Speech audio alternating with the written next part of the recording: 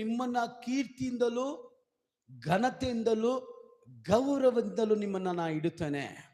గౌరవం నుంచి కీర్తి నుంచి మిమ్మల్ని పెడతాను. ಕಾರಣ ನೀ ನನ್ನ ಸೊಗ್ಗಿಯ ಜನರು. కారణం ఏమంటే నీవు నా ಈ స్వకీయ ಲೋಕದ ಎಷ್ಟೋ ಜನಾಂಗ ಇದೆ, ఈ లోకంలో ఎన్నో జనాంగాలు ಆದ್ರೆ ఉన్నాయి, ನಮ್ಮನ್ನ ದೇವರು ಆರಿಸಿಕೊಂಡಿದ್ದ. కానీ మనల్ని దేవుడు ಆದ ఎంచుకున్నాడు. ಕಾರಣ దానించనే ನಿಮ್ಮನ್ನ ಕೆಳಮಟ್ಟಕ್ಕಿಡಲ್ಲ, దానింకనే ಆದ ಮಟ್ಟಕ್ಕೆ ನಿಮ್ಮನ್ನ ಅವಮಾನಕ್ಕೆ ಈಡುಪಡಿಸಲ್ಲ. అవమానానికి గురి చేయలేరు. ದೇವರ ವಾಕ್ಯ ಹೇಳ್ತದೆ. దేవుని వాక్యం ఇలా చెప్తుంది. ಓದಿರಿ.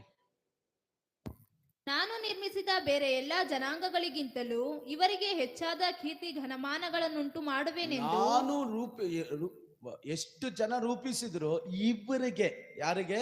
ಸ್ವಕೀಯ ಜನರಾದ ಇವರಿಗೆ. నేను ఎన్నో జనాంగాలని రూపించిన నా స్వకీయ జనాలు అంటే ఇశ్రాయేలుకి. హల్లెలూయా. హల్లెలూయా. ಕೀರ್ತಿಯಿಂದಲೂ ಘನತೆಯಿಂದಲೂ ಇಡುತ್ತೇನು. కీర్తి నించను ఘనత నింకను పెడతాను. ಯಾಕೆ?